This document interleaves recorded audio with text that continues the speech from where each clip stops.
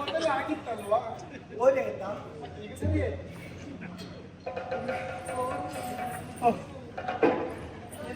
ಅದು ಸಂಜೆ ಸುದ್ದಿ ಸಂಜೆ ಹೊತ್ತಿತ್ತದಲ್ಲ.